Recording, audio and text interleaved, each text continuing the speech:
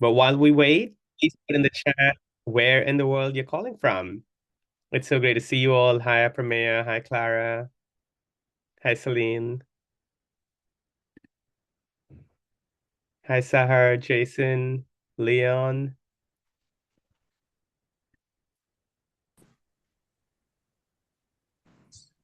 Listen, I see India, Massachusetts, Qatar, Ghana. Mm, right here, Sierra Leone.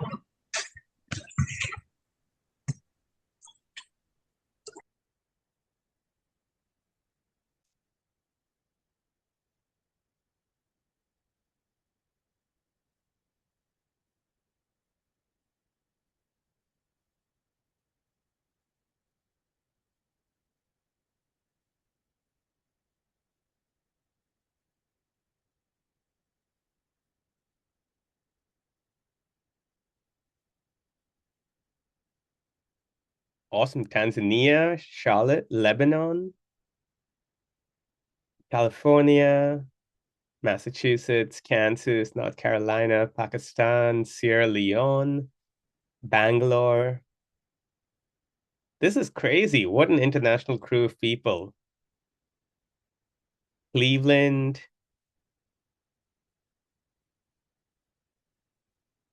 New York, Illinois, Maine. It feels like we're hitting all 50 states.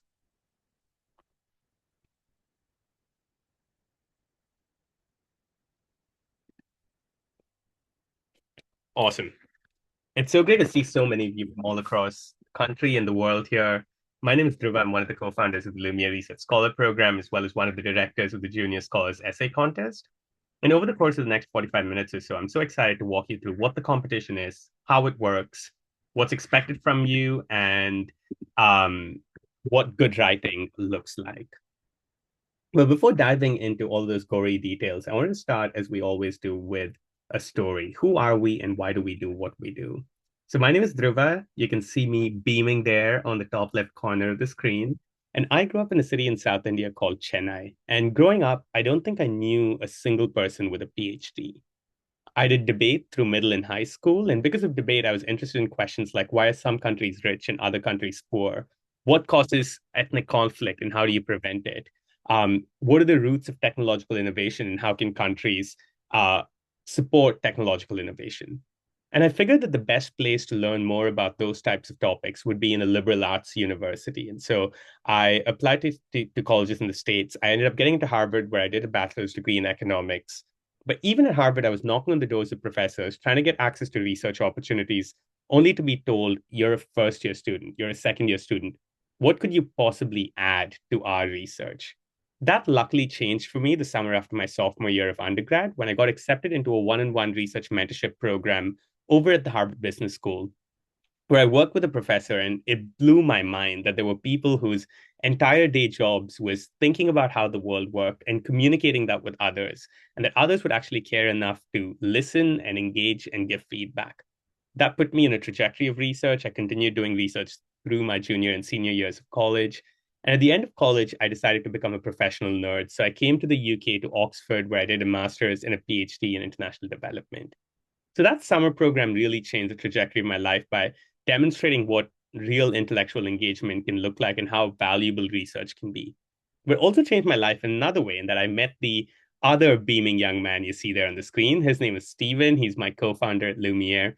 And if I grew up not knowing a single person with a PhD, Stephen came from a lineage of researchers. His dad was a professor of business at the University of Missouri. And his great grandfather, Fritz Kahn, whose book you see there on the screen, was a super prominent researcher in World War II Germany who knew researchers like Albert Einstein. That's the kind of lineage of researchers that Stephen came from. But for me, the summer program changed my life by introducing me to research. It changed his life through the power of mentorship. He got to know professors who were a few years ahead of the journey that he was on and that he could turn to with questions about academics or work or life. And so he went on to work in consulting at a company called McKinsey and in Vietnam at a university called Fulbright University Vietnam. And many years later, we were reflecting on the research program that we'd done together.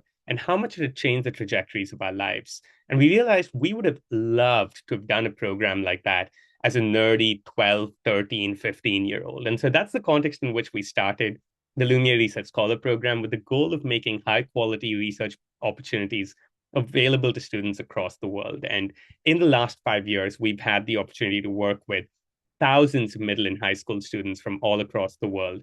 And it has been amazing seeing the kind of intellectual engagement, thoughtfulness, and hard work that these students put in.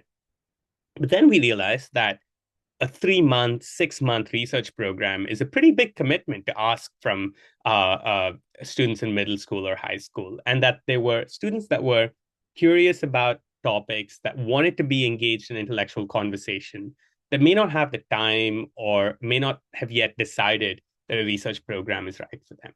So it's in that context that we started the Junior Research Scholar Program, because we truly believe that growth comes from challenges, that when middle schoolers tackle big questions, push beyond easy answers, and defend their ideas, you don't just build knowledge, you also build resilience, confidence, and the habits of mind that last a lifetime. So we invite you, students of grade 6 to 8, to wrestle with big questions about the world, challenge common assumptions, and make your case with creativity and evidence. The Junior Scholars Essay Competition is fully free to enter and open to any student in middle school worldwide. And we want to celebrate you guys, the rising thinkers who have bold ideas and who will form the next generation of scholars.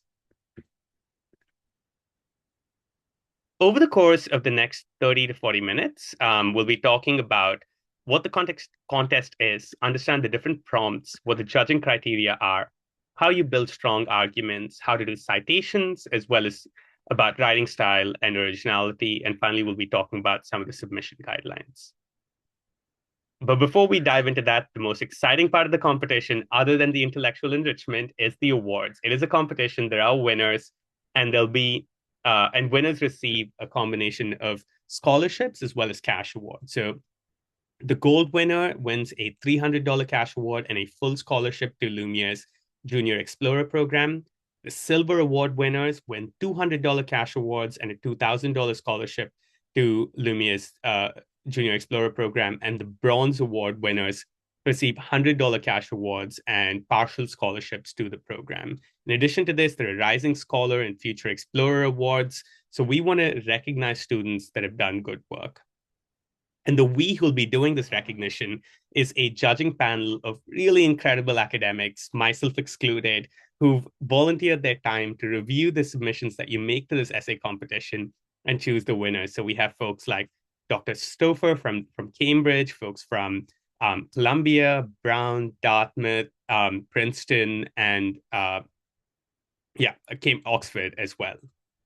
And this year, you'll be picking one of 5 prompts. So this is where you guys need to start to pay attention, where we start talking about the material of the competition. So you'll be writing an essay on arguing a perspective, a point of view about one of these 5 prompts.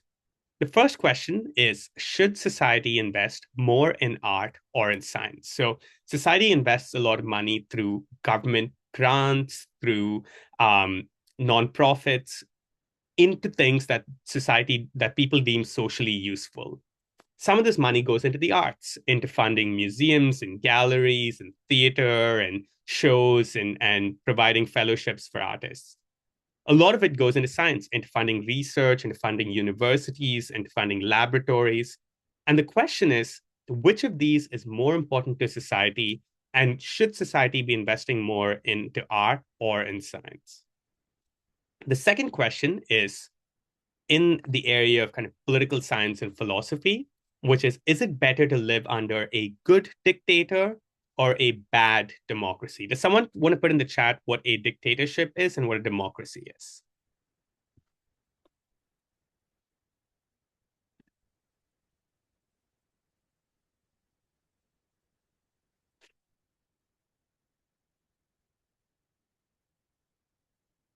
Leon says a dictatorship is North Korea. So that's an example of a dictatorship. But what is a dictatorship? And a democracy is America. So that's an example of a democracy as well. But yeah, Will says dictatorship is one person in power, typically by force. Democracy is where everyone has say in the government. That's perfect. So A democracy is a system of government where the people of the country elect their leaders, and the leaders then decide policies. And if those leaders don't live up to the expectations they have, there are regular elections that are free and fair through which new leaders are selected. But some democracies are good. They function well. There's no corruption. There's no issues of elections being rigged or semi-rigged. There's a free media. But there's also bad democracies where elections might happen, but maybe the media isn't free and is skewed in one direction. Where elections might happen, but the parties might be corrupt and stealing money for their own use, and the politicians are taking money for their own use rather than serving the good of the country. On the flip side, a dictatorship, as someone said in the chat, is a form of government where one person or one party is in charge. There's no way to change that unless you have a military uprising or revolution of some kind. And usually you consider dictatorships to be bad. But there could be examples of places where dictators are good in that they care about the people, they're efficient, they grow the economy, they make people happy. The question is it better to live under a good dictatorship or a bad democracy, assuming that those are the two options available? The third question, which is from biology and medicine, is should we edit human DNA only to cure disease or also to enhance abilities? So DNA is what our human bodies are made of. It encodes all of the information that defines us as people. And doctors and scientists are now starting to be able to edit human DNA towards different ends.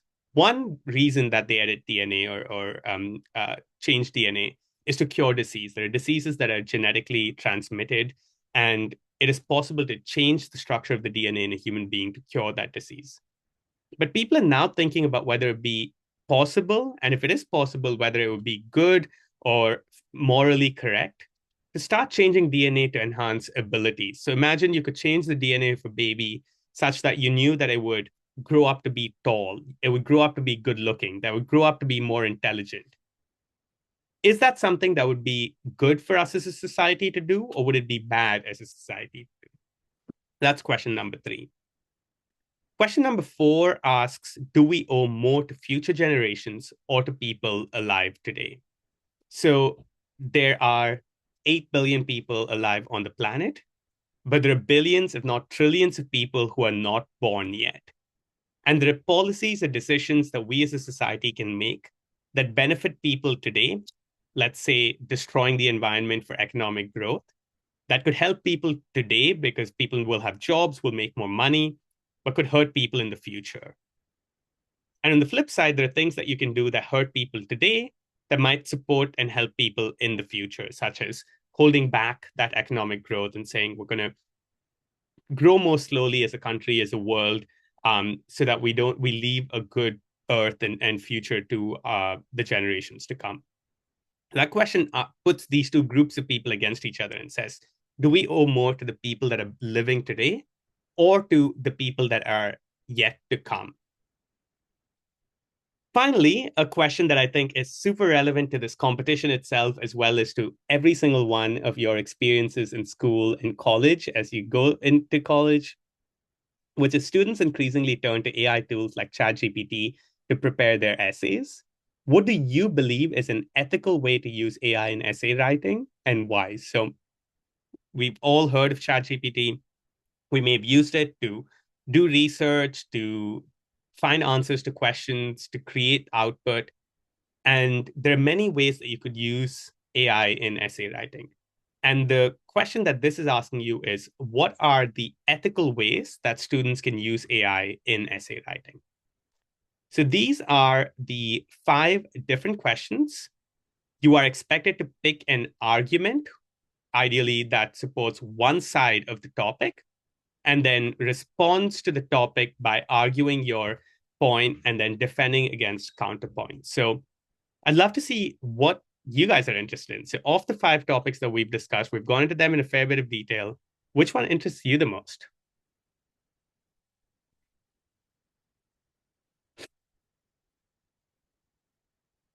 Second one, topic 1, DNA, dictatorship, art of science, AI and ChatGPT, human DNA. Awesome.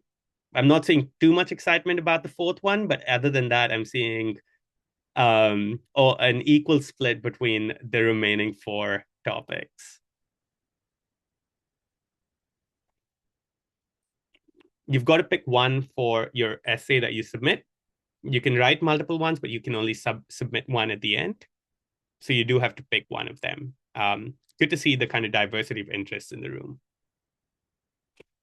So how are your essays going to be judged? It's going to be judged on 5 characteristics. The first is originality. Does your essay present a distinct viewpoint with fresh insights?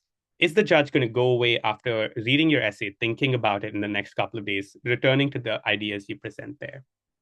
The second is analysis. Do you demonstrate a thorough understanding of the subject supported by strong arguments? The third is evidence. What kinds of proof do you use to support your argument? Do you use credible integrated sources? And we'll talk in a couple of slides about what credible sources are. The fourth is structure. Are your slides, not your slides, is your paragraph, are the paragraphs of your essay logically organized? Is there a clear progression of ideas? Are there smooth transitions? And finally, presentation. Is your essay grammatically correct, well edited, and is the writing precise and formal? So how do you then begin writing an essay? So the first thing to do is to pick a prompt. So read through these prompts, think about them, see which one interests you the most. Based on that, you analyze that prompt carefully. You then, as you analyze the prompts, select key perspectives. So identify what the different arguments in the field are, what kinds of things people have said about them in the past. Once you've done that, you build your essay around these perspectives by using evidence and credible sources. As you do that, also identify the biggest counter arguments to your topic and engage with them, address them. And finally, as you finish writing your first draft, put it away in your Google Docs, come back to it in a couple of days, and then review, identify all of the mistakes, and rewrite. Here's a sample case study of what a good essay could look like. So this is a topic that isn't one of the 5 topics in the essay competition. But the question says, how should schools balance the importance of grades with the goal of encouraging creativity and curiosity? So a good essay would look like, first, introducing the dilemma. So explaining how grades can help measure learning, but also cause stress or discourage curiosity. The second is to structure your argument using a guiding framework, such as growth mindset, which refers to a mindset of looking at challenges as an opportunity to grow and develop, or intrinsic motivation, which is the belief that education should build in students the desire to learn for the sake of learning. Using this guiding framework, you then present evidence or examples. So use research findings, educational reports, or examples from other schools. You can also choose to compare case studies. So you shouldn't be using personal examples or anecdotes, but you can describe how schools that are out there in the real world might be reducing the weight of grades. So, for example, doing things like portfolio-based assessments or self-reflection journals. Then, once you've developed your own argument and presented examples, address counter arguments as well. So some people might think that grades can motivate students. What do you say in response to that? Or that grades can help colleges evaluate applicants and choose which ones they should admit. So even though these other points of view exist, argue why those don't apply or don't stand up to the arguments that you're making and why the balance of grades and creativity and curiosity still matters. Finally, conclude with recommendations. Suggest ways to keep both accountability and curiosity. So, for example, you could recommend that schools mix graded and ungraded projects or reward creative thinking. So, what makes for a strong argument? The first thing is your arguments need to have clear reasoning. Connect your evidence and claims logically. Make sure that each point builds on the previous one and there's no gap or leap in logic. The second is to address counter-arguments. Acknowledge opposing views to show that you've thought critically. Explain why your argument still stands stronger after considering them. The third is to use credible sources. We'll go into more detail about what credible sources are in a second, but use facts, studies, and data from credible experts or institutions. Avoid relying only on personal opinions or unverified claims. So, what are some examples of credible sources? We'll talk about the examples in a second, but some of the criteria you can use to identify credible sources are things like peer review. So, are experts reviewing the source before it's being published? What is the expertise of the author? Do you trust that the author comes from a strong institution and has the qualifications that make them an expert? What's the reputation of the publisher? Is the publisher a trusted publisher from, say, an academic publication or a formal official organization like an international institution or a government?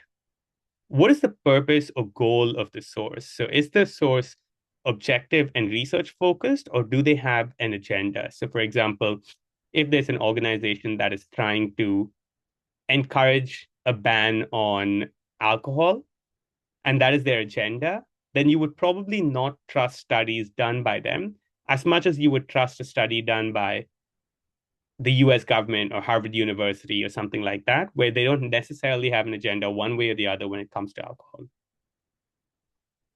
You'd also look at recency. You can, of course, rely on older pieces of evidence. Often the most important pieces of evidence in a field have been discovered or created many, many years ago. But make sure to combine that with more recent sources as well. Next is what kinds of justification do these sources use to back up their claims? So do they use data? Do they have citations? And are they transparent about the methods that they use to come to their findings? So let's take a second and go through some types of sources. And I'd love to hear if you think these sources are credible or not credible. So Wikipedia, is that credible? Excellent. Most people are saying unreliable or not credible. That is correct because Wikipedia can be edited by anyone. So Wikipedia, I would say, actually is a good source of basic information. But once you have looked something up on Wikipedia, try to find the sources that Wikipedia is citing to make that claim. So at the end of any Wikipedia article, you'll have a section called sources. So rather than trusting Wikipedia itself, go and identify the source itself and see if that is of high enough quality. Second, what about government reports or reports by international organizations? Credible or non-credible? Awesome. Most people say credible. That's right. As long as the government is one that you trust and where the government does not have a bias on a particular issue, that is a credible resource that you can look at. What about textbooks?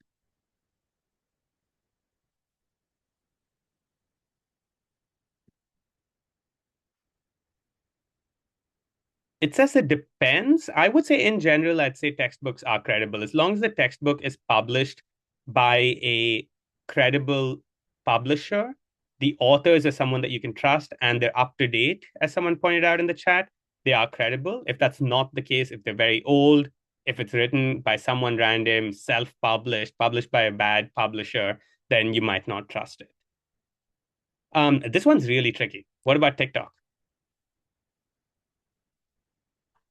Yeah, TikTok is absolutely unreliable. Not that there isn't good information on TikTok, but you can never, in an academic essay or paper, cite TikTok. You need to cite actual research studies and reliable sources. What about personal blogs from a famous professor? Yeah, this one is actually tricky because this is a person who's a professor, they're famous, they've achieved a lot in their lives, so you can generally trust what they say. But the thing about a personal blog is people can say whatever they want without anybody else checking it. And so a personal blog from a famous professor is okay. But what would be better is a book that they have published where the publisher has checked the facts, or an academic paper that they published where other experts have verified it. Finally, what about the New York Times?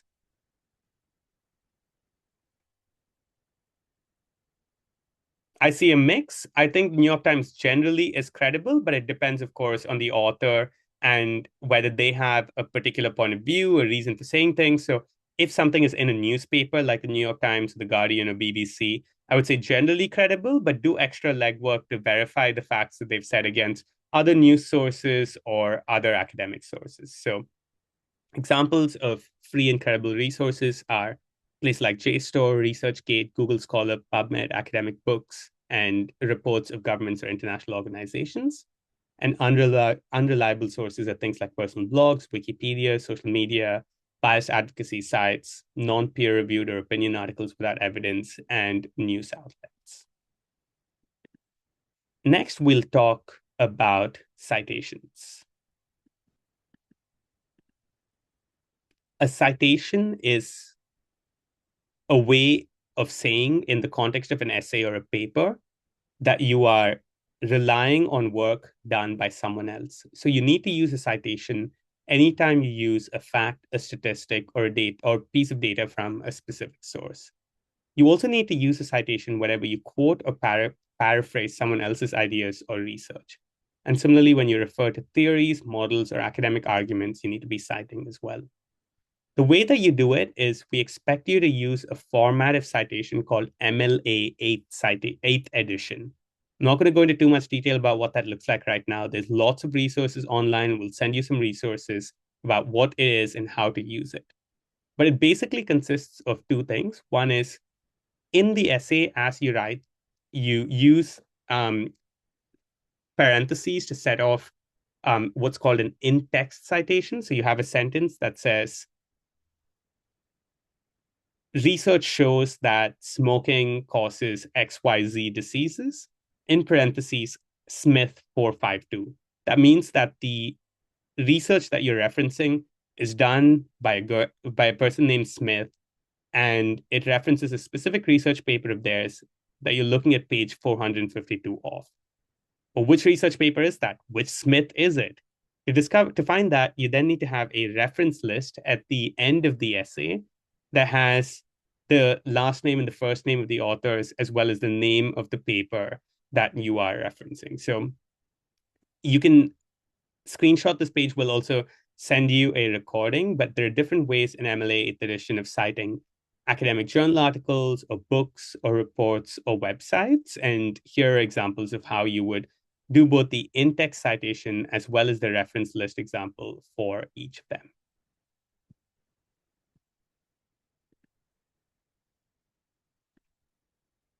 Just skimming through the chat. Thank you, Tung, for responding to them as they come in. Hopefully we have kicked the trolls out as well. Thank you to everybody else who's being thank you to I'm going back because someone in the chat asked us to go back. Thank you to everyone who's being kind of respectful and engaging thoughtfully.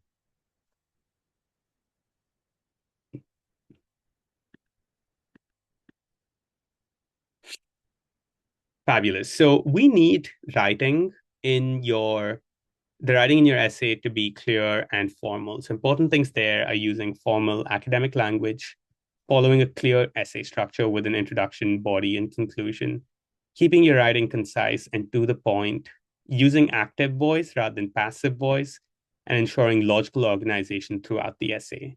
Important things not to do are to use slang or casual expressions, to be wordy or vague.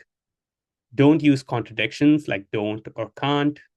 Don't use first person, so I, and don't mix in personal opinions into the essay. You need to be using actual sources. So here are some weak or informal ways of writing in the essay. People today really need stronger rules about pollution because it's harmful and makes people sick. Research shows it's a serious problem. What makes this a weak piece of writing? There's no evidence, that's right. There's no citations. There are no credible sources. just says things like stronger rules. Why is this weak? Why is this weak? It's vague, it's obvious.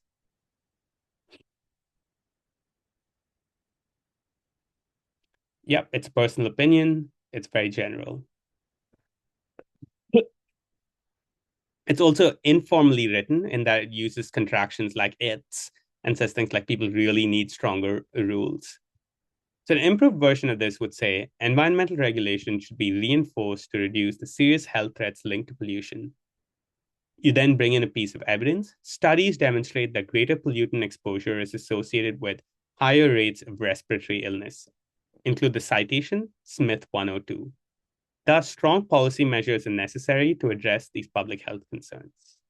That would be an example of a stronger piece of writing. Awesome. Let's now talk about AI and originality. So, your work is expected to be original and independent. Original means your ideas, your arguments, and analyses must be created by you, not copied from others. You should be expressing your thoughts in your own style and words, even when referring to existing research. What's important is that you don't imitate someone else's language, structure, or insights too closely, and that you bring new perspectives or interpretations, not just repeat facts. Independent then means that you and you specifically are responsible for every step of your essay, from research and planning to drafting and revising. Do not depend on others or hire others to write or substantially shape your essay. You can use AI tools like ChatGPT in the same way that you would work with a teacher or a mentor. So you can use them as a learning aid. You can use them as a brainstorming partner. You can use them to verify the work that you have done. But nothing that somebody else or that AI has written should be in the final thing that you submit to us. You are required when submitting your essay to declare any use of AI in connection with your essay. If AI is used, you're expected to clearly specify the extent and purpose of its usage.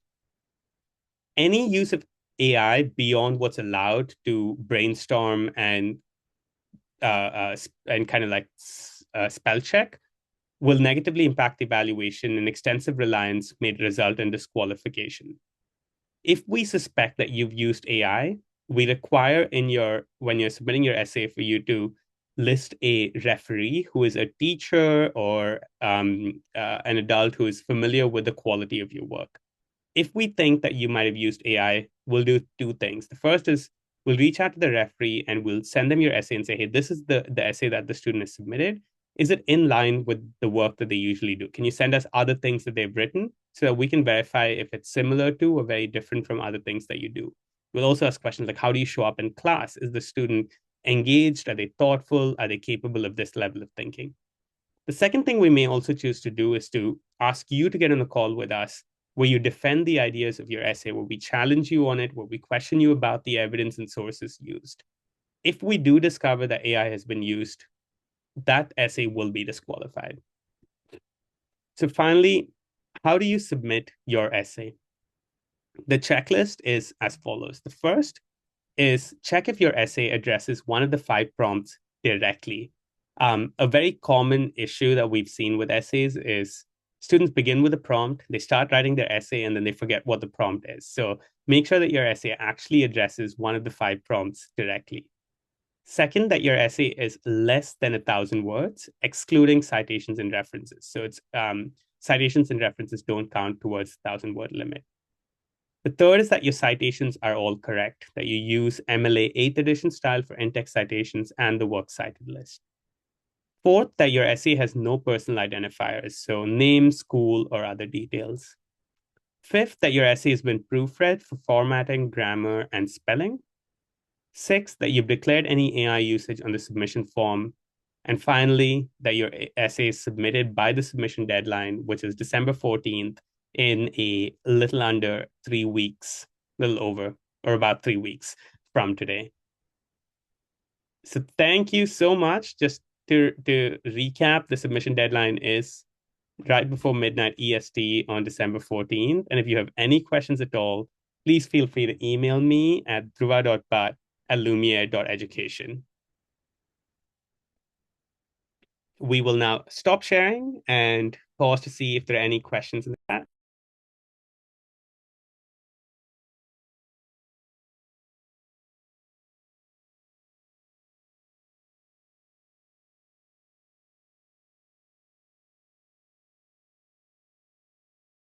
When does this have to be submitted? By December 14th.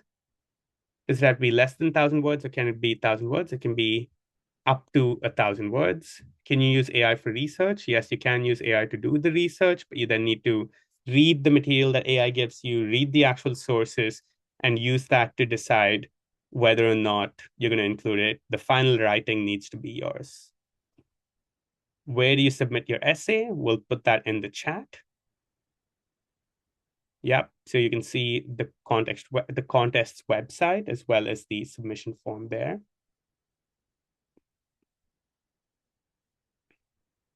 What is the maximum percentage of AI?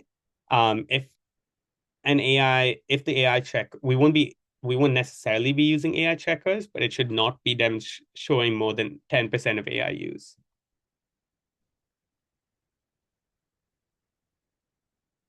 You can use whatever AI tools you want for the backend research. Can we argue for both sides and state our opinion in the end? Good question. I would say state your opinion up front, argue for that side, and then bring up the other side as a way to respond to those claims. How many winners are there? So there's 6 gold, silver, and bronze winners. And then the number of honorable mentions will depend on the number of applicants we get. Can the introduction paragraph be opinion based? Yes, that's fine. Using personal examples or opinions for the introductory paragraph is okay, but your personal opinions or experiences can't be the evidence you draw on through the rest of your essay. Can grade 9 join? No, this is only for grade 6 to 8. We have a separate high school essay competition that currently has closed, but we'll open it again in the spring that you can apply for. When do we know the winners? It's a good question. We'll put that in the chat. But you should know the winners by in a month or two from the submission deadline. Can your parents help? Your parents can help you with thinking through ideas, can help you with spell checking, but they should not be writing or contributing directly to any of your essay. How to do MLA 8? Great question. There's tons of resources online. We'll link you to some of them when we send the follow-up email. Can you go back to the 5 prompts? The competition website has all 5 prompts. You don't need to worry about noting it down right now. Does the handwriting affect? You will not be handwriting it. You will be submitting a typed up essay into the form. Okay, I'm starting to see some questions that are repetitive. Why am I wearing a ring? So this is called an Aura ring. It's got sensors on the inside. It's very cool. And it can track things like movement and steps and sleep and all that. It tells me on my app how much I've slept and what my activity is. So I like making sure that I'm living a healthy life using my Aura ring. Where do you put your referee in your essay? So in the submission form, there's a question that asks who your academic referee is. All right, I'm starting to see a lot of questions that are repeats. I promise you, if you go back and listen to the video recording again, you will find that your question is likely answered. If you do that and you still don't feel that your question's been answered, feel free to email me and we can get back to you on there. Thank you guys so much. I hope this was useful. Good luck with the essay competition. Just to go back to that first slide, I think you guys really are the next generation of thinkers and scholars. I'm so glad that you are engaging with ideas and with the world at a young age. We can't wait to read your essays. Good luck and enjoy the writing. See you. Have a good weekend.